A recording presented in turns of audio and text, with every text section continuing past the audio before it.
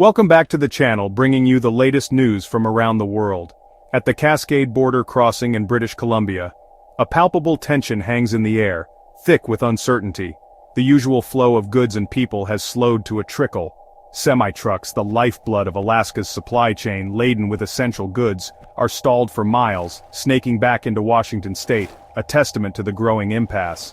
The delays are mounting and the economic consequences are becoming increasingly clear.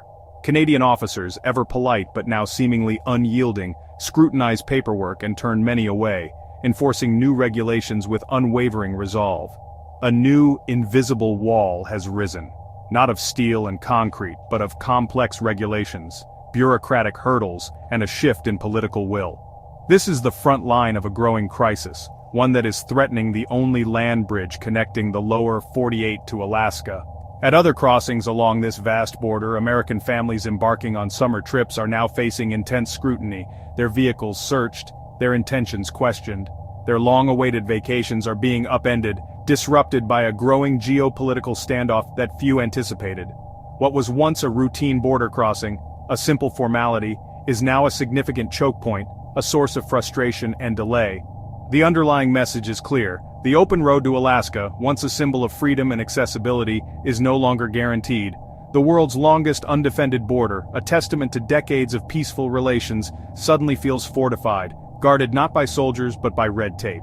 The weapons in this new conflict are not guns or missiles, but permits, stringent environmental assessments, and increasingly steep transit fees that are impacting businesses and consumers alike.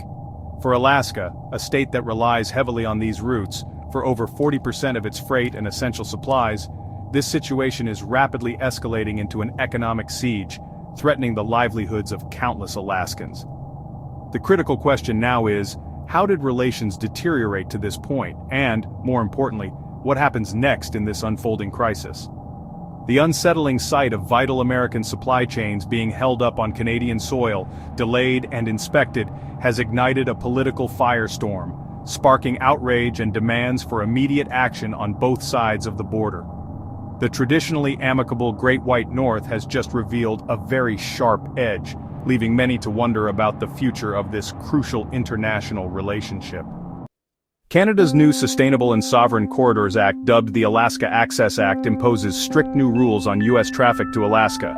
Commercial truckers must now secure overland transit permits, submit detailed manifests, and meet tough environmental standards weeks in advance. For private travelers, the rules are vague and costly, with daily environmental stewardship levies adding up fast. The official justification protecting ecosystems and ensuring foreign users pay for road upkeep.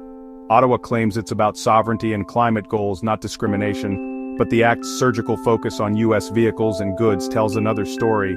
Essential Canadian traffic and services are exempt. The pressure is squarely on American access to Alaska. Canada has turned a vital highway into a powerful bargaining chip. The Canadian restrictions hit Washington, D.C. like a thunderbolt, a shockwave felt throughout the halls of power, landing squarely on President Trump's desk, demanding immediate attention and a decisive response. The implications were clear, a direct challenge to American sovereignty. Trump's response, immediate, public, and explosive, a calculated display of outrage designed to send a clear message. On Truth Social, he blasts, "Canada thinks they can choke our great state of Alaska? Sad. Big tariffs coming." A digital declaration of economic war. In press conferences, he accuses Canada of holding Alaska hostage, painting a picture of aggression and unfair play, and vows massive retaliation, promising swift and severe consequences for what he perceived as an act of economic aggression. Trump orders new tariffs on Canadian lumber, aluminum, and auto parts, targeting key sectors of the Canadian economy to inflict maximum pain and force a swift reversal of policy. He even hints at closing the border to Canadian goods, a drastic measure that would have profound economic repercussions for both nations. The administration's stance, overwhelming economic force, not negotiation. A strategy designed to quickly and decisively assert American dominance. Trump frames the dispute as a personal betrayal, a violation of trust between allies, and a test of American strength, a challenge to the nation's resolve that could not be ignored. Quiet diplomacy is off the table. The conflict is now a public spectacle playing out on the world stage for all to see. The stakes are raised. A regional transit issue becomes an international crisis, threatening to destabilize long-standing alliances. For Trump, this is about projecting power and rallying his base, energizing his supporters with a display of unwavering resolve. The message, America will not be pushed around, a firm declaration of national pride and economic might. The border, once friendly, is now a battleground, a symbol of escalating tensions and the potential for a full-blown trade war. Officially, Canada cites environmental protection as the primary reason for the Alaska Access Act. But the real motives run deeper, intertwined with a complex web of socio-political considerations. Indigenous rights are central. It's a cornerstone of this policy. First Nations communities along the Alaska Highway Corridor have long demanded action, persistently advocating for measures to mitigate truck traffic and address the associated environmental risks that impact their traditional lands. The act gives them a say in permits, ensuring their voices are heard in decisions affecting their territories. Furthermore, it directs new fees generated from the increased regulations directly to their communities, providing much-needed financial resources. It's also a strategic response to U.S. tariffs and trade policies that have strained the relationship between the two nations. Canada needed leverage in these ongoing disputes and found a potent point of influence in Alaska's crucial supply route. This is strategic, not just symbolic. It's a calculated move on the geopolitical chessboard. Canada is strategically using its geography and regulatory power to force the U.S. back to the negotiation table, seeking a more equitable dialogue. There's historical precedent for this type of action. Canada has used regional restrictions and border policies before as a tool to protest and push back against U.S. policies it deems unfair or detrimental. The Alaska Access Act, therefore, is a carefully constructed blend of environmentalism, Indigenous rights advocacy, and shrewd economic statecraft, all rolled into one comprehensive policy. Ottawa's complex and multifaceted policy is deliberately designed to be difficult to attack on any single front. And ultimately, it puts real and sustained pressure on Washington to reconsider its approach. While Washington and Ottawa clash, Alaska's leaders plead for calm. The state legislature urges immediate, respectful dialogue, not escalation. Alaskans know their isolation. A fight with Canada is a fight they can't win. The business community warns of economic catastrophe if the standoff continues.